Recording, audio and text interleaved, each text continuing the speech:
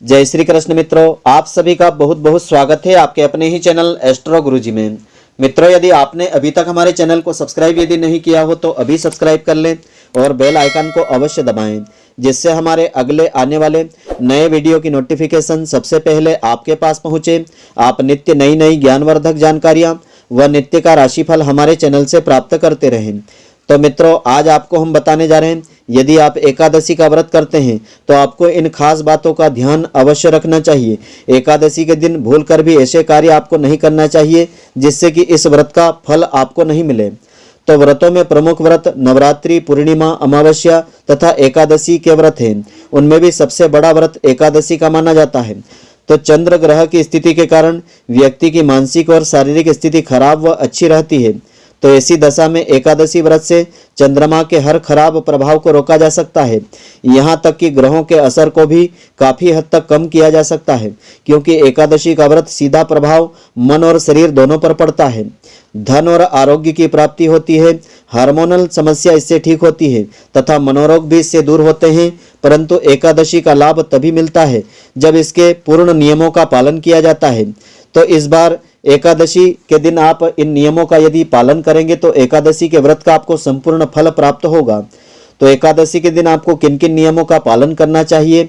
एकादशी के दिन चावल का प्रयोग करने से आपको बचना चाहिए। इसे खाने से व्यक्ति का मन चंचल होता है और प्रभु भक्ति में मन नहीं लगता है। पौराणिक कथा के अनुसार माता शक्ति के क्रोध से बचने के लिए महर्षि मेधा ने शरीर का त्याग कर दिया था और उनका अंश पृथ्वी में समा गया था।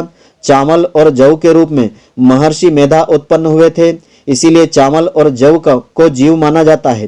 तो वैज्ञानिक तथ्य के अनुसार चावल में जल तत्व की मात्रा अधिक होती है। जल पर चंद्रमा का प्रभाव अधिक पड़ता है। चावल खाने से शरीर में जल की मात्रा बढ़ती है। इससे मन विचलित होता है, चंचल होता है और मन के चंचल होने से व्रतों के नियमों का पालन करने में बाधाएं होती है। और एकादशी के दिन दातून करना भी वर्जित होता है। इस दिन किसी पेड़ पत्ती की फूल पत्ती नहीं तोड़ना चाहिए। एकादशी के दिन लहसुन प्याज का सेवन करना वर्जित होता है।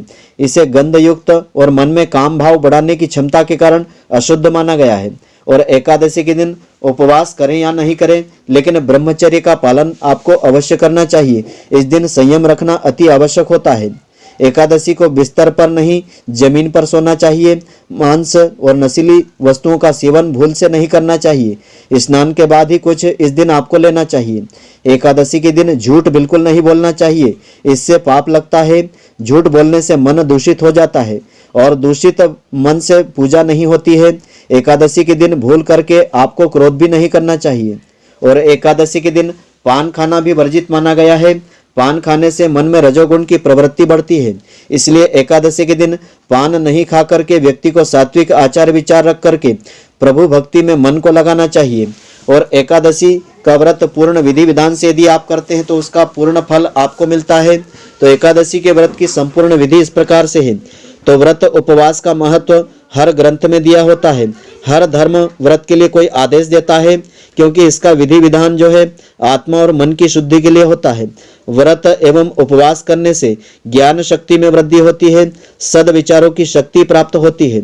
व्रत एवं उपवास में आहार का त्याग एवं सात्विक भोजन का विधान होता है। इसलिए व्रत आरोग्य एवं दीर्घ जीवन की प्राप्ति का उत्तम साधन होता है। जो व्यक्ति नियमित व्रत उपवास करते हैं उन्हें उत्तम स्वास्थ्य तथा दीर्घ जीवन की प्राप्ति के अलावा इस लोक में सुख तथा परमात्मा के चरणों में स्थान मिलता है। तो नारद पुराण में ऐसा बताया है। व्रतों की महिमा को बताते हुए ऐसा लिखा है कि गंगा जी के समान कोई अन्य तीर्थ नहीं है, माता के समान कोई गुरु नहीं है, भगवान विष्णु जी के जैसा कोई देवता नहीं है, व्रत उपवास जैसा कोई तप नहीं है। और व्रतों में एकादशी सबसे सर्वोपरि माना गया है। तो प्रत्येक माह में 2 एकादशी आती है। अधिक मास या मल मास पड़ने पर उन एकादशी की 2 तिथियां और बढ़ जाती है। इस प्रकार से कुल 26 एकादशी हो जाती है। तो यह सब एकादशियां अपने नाम के अनुरूप फलों को देने वाली हो जाती हैं, जिनकी कथा तथा विधि सुनने से सब भली प्रकार से हमको ज्ञात हो जाता है। एकादशी की उत्पत्ति तथा महात्म्य के पढ़ने और सुनने तथा दिन रात भजन कीर्तन करने से मनुष्य अनेक सुखों को प्राप्त करके विष्णु लोक को प्राप्त कर लेता है। एकादशी व्रत के 2 भेद होते हैं, एक नित्य और दूसरा काम्य होता है। एकादशी का व्रत बिना किसी कामना से किया जाए तो वह नित्य कहलाता है, और किसी भी प्रकार की कामना से, जैसे कि धन पुत्र आदि की प्राप्ति अथवा राग द्वेष क्लेश आदि से छुटकारा पाने के लिए किया जाए तो वह काम्य व्रत कहलाता है। एकादशी का व्रत का आरंभ करने का शुभ समय चैत्र का महीना होता है, वैशाख का महीना होता है, माघ और मार्गशीर्ष की एकादशियां होती है। मलमास या अधिक मास गुरु शुक्र के अस्त रहते हुए दिन 6 के समय से व्रत आरंभ नहीं करना चाहिए, और कम से कम 8 वर्ष की आयु वाला व्यक्ति व्रत करने का अधिकारी माना जाता है। सधवा स्त्रियों को अपने पति की आज्ञा को प्राप्त करके ही व्रत आरंभ करना चाहिए। यह व्रत श्रद्धा भक्ति पूर्वक प्रारंभ करना चाहिए, किसी के प्रभाव व दबाव में आकर के आरंभ नहीं करना चाहिए। व्रत का विधान 10वीं तिथि से शुरू होकर के 3 दिवस तक रहता है, अर्थात द्वादशी को संपन्न होता है। द्वादशी के दूसरे पहर में व्रत का पारण किया जाता है, अर्थात इस दिन सुपात्र ब्राह्मण को भोजन करवा करके इस व्रत का पारण आपको करना चाहिए।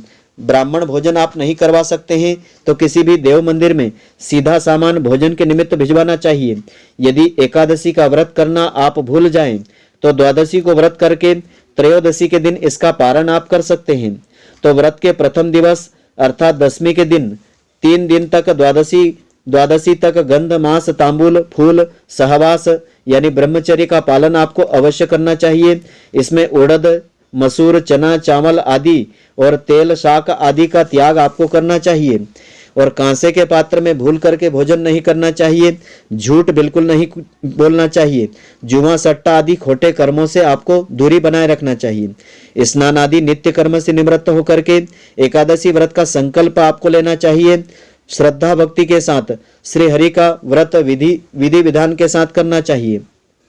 जप हवन पाठ भजन कीर्तन आदि में अपना समस्त दिन व रात आपको व्यतीत करना चाहिए। इस दिन भूल करके आपको दिन में नहीं सोना चाहिए। व्रत करने वाला यदि अशक्त हो दुर्बल हो अथवा रोगी हो तो दूध फल औषधि आदि का सेवन कर सकता है। इस प्रकार व्रत करते हुए जब भी आपकी इच्छा हो इस व्रत का उद्यापन करके व्रत को समाप्त कर सकते हैं।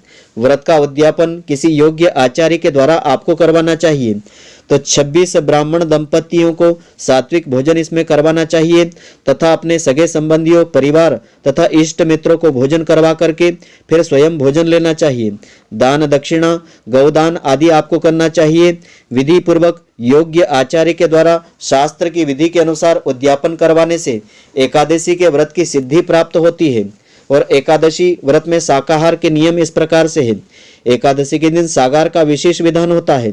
जिस दिन जो सागार लेना हो उसमें केवल रहना कठिन यदि हो तो पहले ग्रास में उस विशेष सागार को लेकर के पीछे शाकाहार या फलाहार आपको लेना चाहिए।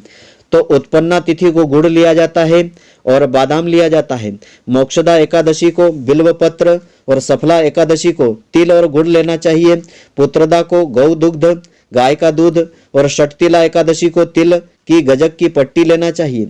जया एकादशी को गुंदगिरी के सांठे और विजया एकादशी को सिंगाड़ा, आमलिका एकादशी को आंवला, पापमोचिनी एकादशी को चिरौंजी और कामदा एकादशी को लौंग, वरुदिनी एकादशी को खरबूजा, मोहिनी एकादशी को गौमूत्र, अपरा एकादशी को ककड़ी, निर्जला एकादशी को आम, योगिनी एकादशी को मिश्री, देवसैनी एकादशी को दाग मुनक्का, कामिनी एकादशी को गाय का दूध, पुत्रदा एकादशी को गुड़, अजा एकादशी को बादाम और परिवर्तिनी एकादशी वामन एकादशी को ककड़ी, इंदिरा एकादशी को तिल गुड़ और पापांकुशा एकादशी को सवाम और रमा एकादशी को केला, प्रबोधिनी एकादशी को काचरा, पद्मिनी और परमा एकादशियों को ऋतु के अनुसार आपको सागार लेना चाहिए।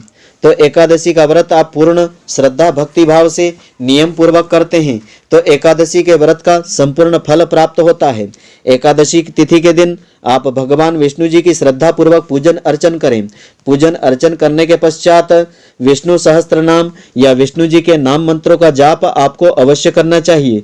एकादशी के दिन श्रीमद् भगवत गीता का कोई भी अध्याय या कोई श्लोक आपको बैठ करके उच्चारण करना चाहिए। इसका अनंत गुना फल प्राप्त होता है और एकादशी के व्रत का संपूर्ण फल भी इससे मिलता है। तो मित्रों, आशा करता हूं कि आपको हमारी यह ज्ञानवर्धक जानकारी पसंद आई होगी। यदि आपको पसंद आई हो तो आप हमारे वीडियो को अधिक से अधिक शेयर अवश्य करें और आप हमारे वीडियो को लाइक करना नहीं भूलें। धन्यवाद। जय श्री कृष्ण मित्रों, फिर मिलेंगे।